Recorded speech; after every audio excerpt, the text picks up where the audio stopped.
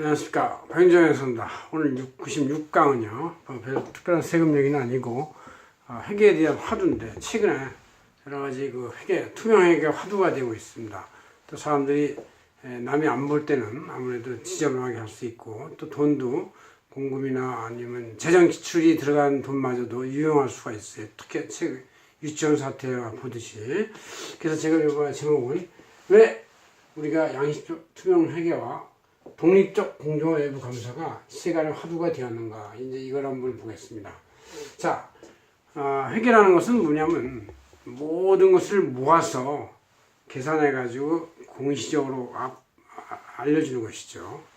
우리 옛말에도 구슬이 서말이라도 깨어야 보배라고 되어 있습니다. 구슬, 즉 거래가 아무리 많이 흩어져 있고 이렇게 있다 하더라도 이거 그냥 놔두면 그냥 바닥에 있는 쓰레기에 불과하죠. 이거를 잘 한 줄로 깨워서 잘 목에 매달고 팔에 걸고 해야 이게 멋진 장식품이 되고 남한테 고가로 팔릴 수도 있고 거래가 이루어지는 것입니다. 이와 같이 회계는 모든 흩어진 그냥 개별 사상의 거래의 집합체로서 그 집합을 해놓으면 확실히 의미가 있어지는 그런 뜻이 되는 것이죠. 자, 그걸 한번 제가 칠판을 보면서 합시다. 문명국가라는 것은 거대 제국이 될수록 특히 미국 같이 거대한 문명국가, 아주 전 세계의 모든 인간이 모여드는 멜팅 팟이죠. 그런 문명국가가 유지되는 것도 거래가 활성화되기 때문입니다. 실리콘밸리의 많은 벤처기업들, 아마존, 또 애플, 마이크로소프트, 또 페이스북 등등 이런 것 다 거래가 활성화되고 모든 전 세계의 IT 거래를 빨아들이는 중이죠. 그래서 더욱더 활성화가 되고 더욱더 많은 인간들, 우수한 인간들이 들어오는 것이죠. 그래서 우리는 모든 영리기업이나 비영리 조직은 그 경제활동에 대해서 외부와 매입, 매출, 지출, 구입, 기부, 헌금 등 거래가 활발히 이루어질수록 더 좋은 조직이 되는 것이죠. 그래서 최근에 우리가 이제 이런 거래 활성화가 되는데도 불구하고 이거를 숨겼던 어떤 사례를 한번 보면, 최근에 어린이집, 유아원, 유치원, 여기 이제 건당 이런 데당 국가 세금, 즉 국내 혈세가 1억 내지 2억, 많은 데는 3, 4억까지도 투입이 됐는데 이 돈이 들어갔다는 얘기는 투명하게 공시를 하고 알려줘야 된다는 얘기인데 이거를 불이익회계를 해서 적당히 처리를 하고 뭐 다른 사람 이름 넣기도 하고 공금 유용을 해가지고 이상한 데 쓰고, 그래서 이 세금 지원을 해야 되냐 말아야 되냐 논란이 있습니다. 그러니까 유치원들은 이제 하나의 반항을 하는 것이죠. 저항을 하는 걸로써 표현을 하겠다, 애들을 모집하지 않겠다, 뭐 이런 사태까지 벌어지고 있습니다. 황금알을 낳는 거위가 표현을 한다, 이건 좀 약간 진정한 제스처냐 아니면 그냥 제스처냐, 이걸 알 수가 없어요. 자, 그 다음 사회학교도 여러 가지 학교에 학생들이 내는 교비, 학부모들과 학생이 내는 교비에 대해서 초, 중, 고, 대학교까지도 비리가 연달아오고 있고, 특히 2, 3년 전에 대우조선해양 사태도 바로 그런 것이죠. 분식회계를 통해서 성과금 잔치를 벌이고 CEO나 거기 있는 사람들이 자신의 이익을 극대화시키는 행위를 했고, 바로 최근에 엊그제부터 이제 삼바 사태가 지금 계속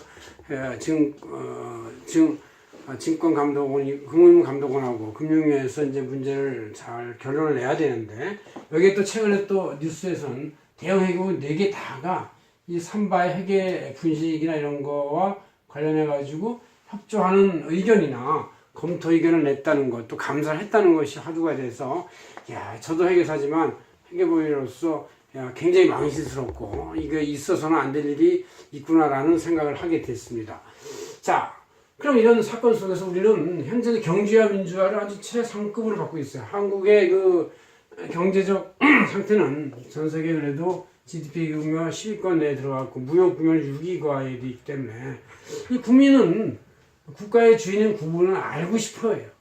그래서 이 정보가 공개돼야 돼서 모든 조직 일련의 거래연합, 즉 거래연합이라는 것은 뭐냐면 복식부에 있던 회계연합이 이거를 투명하게 재무제표를 양식적으로 만들어가지고 외부에 검토를 받아야 돼요. 그래서 실제는 지금 여러분들 개인적으로 생활을 하는 가정 상태부터 기업 물론 국가까지 수신자가 지평천하라고, 이 수신자가 지평천의 기본 요체가 뭐냐?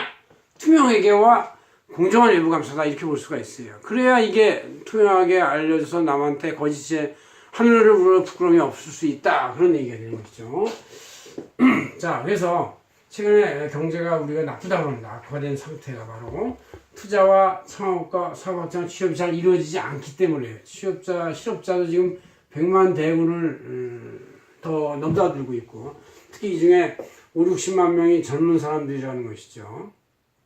그것은 이제 정부가 처음에 세금 주도 성장을 했었었는데, 세금이 어떻게 주도를 하겠습니까? 소득이 있어야, 또 사업이 있어야, 일자리가 있어야 임금이 나오고 세금이 나오죠. 그래서 그래야 혁신 성장이 되는데, 그래서 이제 혁신 성장을 바꿨어요. 요새 개념을. 혁신이라는 것은 뭡니까? 창조, 창의, 창업, 막 이걸 하라는 얘기. 이거 있어야 일자리가 있고 일거리도 있고 할 일이 있어지는 것이죠.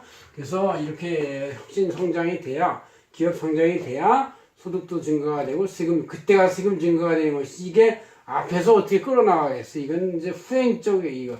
이 세금이 증가되면 국가 발전이 되고 국가 복지 재원에 많이 돌리면 국민이 행복해지는 것이다. 그런 얘기죠. 그래서 우리가 이와 같이 이제 화두는 세금 주도의 개념이 아니고 성장의 개념이다. 성장이 중요하다. 성장이 돼야 모든 것이 그냥 선순환이 되지, 성장이 안 돼 선순환이 안 됩니다. 성장을 하려면 많은 거래가 증가가 돼야 되고, 이것은 거래가 증가되려면 상호 신뢰와 믿음과 신용의 속에서 창출이 되는 것이죠. 그러려면 쌍방이 서로 투명해야 거래가 이루어지는 거예요. 내가 좋은 제품이라고 믿고 좋은 제품을 만드는 조직이라는 것, 그리고 그 거래 역사가 잘 재무제표에 반영이 돼서 남들이 볼 때도 제대로 되고 있다는 걸 알아야 이게 이제 거래가 이루어지는 것이고, 이럴 때 쌍방 투명성을 보증하는 가장 포괄적이고 중요한 수단이 투명한 재무상태표와 손익계산서다 이런 얘기죠. 최근 정부가 대북 사업에 의뢰해서 철도를 깐다는 말도 가끔 왔다 갔다 했는데, 이런 것도 쌍방을 알아야 돼요. 저쪽에서 철도를 얼마나 깔만한 재원이 있는지, 그래서 외부 감사가 필요하다. 그래서 이제 언어회계 법인은 우리 북한 사업부도 있다고 그러잖아요. 이제 이렇게 돼 있고, 또 이제 이게 아무리 투명해도 그 투명성 내에서도 서로 분식이 있을 수 있어요. 예를 들어서 어떤 특정한 사업의 판매 수입이 있는데, 이 판매 수입에 대한 원가가 더 많이 들어갔어요. 잘못됐어요. 그래서 손실이 났어요.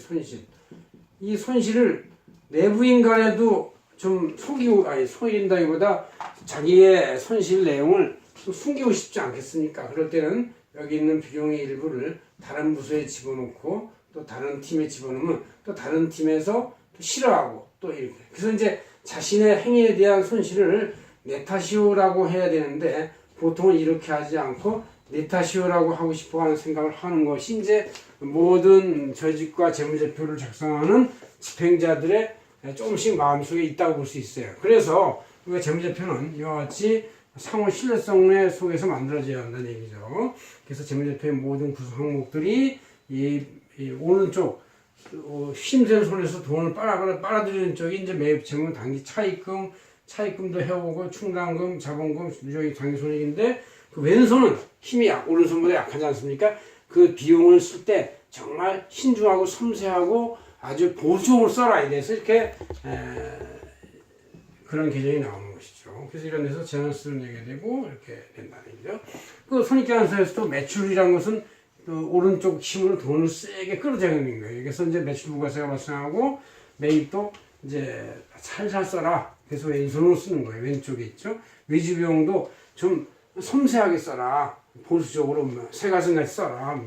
판매를 할 때는 볼드, 대담해야 되고, 지출할 때는 소심해야 된다 이런 얘기죠. 임금, 원천세 같은 게 있고, 그래서 이익이 나오면 이익과 재무상태표 당기선이 일치할 때 이제 이것은 완벽한 재무제표가 되는 것이고, 또 가정에서도 우리가 재무상태 손익계산서를 만들 수 있어요. 부부간에. 그래야 부부간에 자기 재산과 기여가 얼마인지 알아가지고 내가 이만큼 했으니까 너도 해라 이렇게 나오지. 이게 서로 모르거나 같이 합산이 안 돼 있으면 서로 의심하게 되고, 그러다 보면 이제 싸움의 원인이 되었습니다. 사실 그 쌍방 간에 아예 투명 공개하면 더 오래 살 가능성이 높습니다. 그렇지만 쌍방 간에 서로 딴주머니 차고 있으면은 그것은 이제 헤어질지도 모르는 예고탄일 수도 있어요. 그래서 요새 이혼도 많이 있는데, 그걸 예방하기 위해서 부부가 서로 재무 상태와 손익계산서를 투명하게 공개하면 되겠어요. 그래서 이제 합산하면은 이제 가정의 재무상태표를 만들면 이제 한번 만들어 보세요, 여러분. 12월 말에. 그럼 우리가 종잣돈으로 부모한테 전세금 받아온 거에서 우리가 10년, 15년 살면서 본인과 배우자 간에 그동안 누적한 이용이 서로 뭐 좀 어떤 땐 내가 많고 어떤 땐 제가 많고 이렇게 왔다 갔다 하겠죠. 그 다음에 이제 시세 평가액이 좀 있을 거 아닙니까? 요새 아파트 값이 많이 상승했으니까 토지나 아파트가 상승해서 이제 이 시세 차익이 그 구성 내용이 이렇게 되는 거예요. 그래서 이제 자기 전세금, 집을 하나 산 게 있고, 아니면 전세가까지 포함하면서 전세 갚아버리고 집을 산 경우도 있고, 사무실 오피스텔 하나 가질 수 있고, 보험 상품 가입, 펀드, 정기적금, 현금 예금 이런 걸 하면 이게 딱 맞아요. 맞게 돼 있어요. 그 차이가 나면 그것은 뭐냐? 재산 평가적인 차익이라고 여기다 딱 쓰면 되는 것이죠. 그럼 우리 가족의 1년이나 손익계산서도 본인의 수년봉, 배우자 수년봉에다가 금융이자도 약간 있고 투자 상품도 이익도 있고 임대료도 있습니다. 이런 것을 다 합해서 생활비, 주거비, 임차료, 교육비, 보험료 쓰면 단기에 남긴 이익이 있어요. 이것이 이제 이 재무상태표의 단기이익하고 일치할 때 우리 가정의 재무제표도 아주 잘 만들었다는 걸 알 수가 있습니다.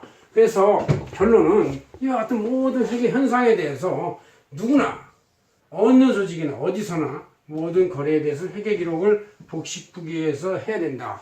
복식부기가 좀 이제 아무래도 회계 프로그램 뭐 사실 가정 것도 쉽게 돼 있어요. 근데 이제 싫으면 단식부기를 누적 조치를 해놓으면 나중에 그걸 복식부기로 변환을 할 수 있어, 환산할 수가 있어요. 그래서 이것을 제3자가 검증, 검토, 감사를 하면 좋은데 개인 걸 어떻게 하겠습니까? 그러니까 자기네끼리 서로 의견을 잘 해서 맞으면 돼. 믿을 만한 숫자가 나오고 합리적이면 그것은 스스로 셀프 검증이 됐는데, 그러나 가정은 셀프 검증할 수 있지만 수신 제가 그다음 치고 사회 이때부터는 이제 제3자 검증을 해야 되지, 셀프 검증, 자기 검증은 감사가 아니고 공시를 하려면 타인이 강제적으로 감사를 해서 이걸 해야 되겠다. 그래서 우리가 항상 내 탓이요 정신을 가져라. 내가 잘못했을 거다.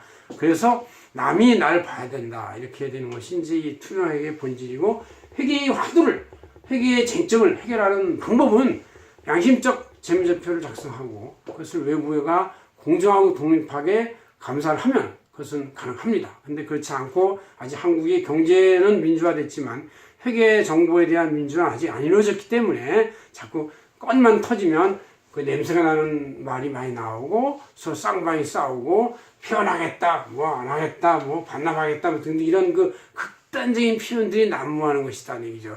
극단적인 표현이 난무하지 않으려면 회계가 투명하면 됩니다. 그러면 이미 벌써 알고 미리미리 예방이 되고 문제점을 더 축소시켜와서 이제 세팅이 됐으니까 뭐 극단적인 표현할 필요가 없어요. 다 아는데 뭐가 극단적인 표현이 나오겠습니까? 모르니까 극단적인 표현하면 상대방이 협박을 통해서 말을 듣겠구나, 불복하겠구나 이렇게 생각하는 거예요. 잘 알면 극단적인 표현을 해봤자 먹히지도 않고 통하지도 않습니다. 고맙습니다. 황인종이었습니다.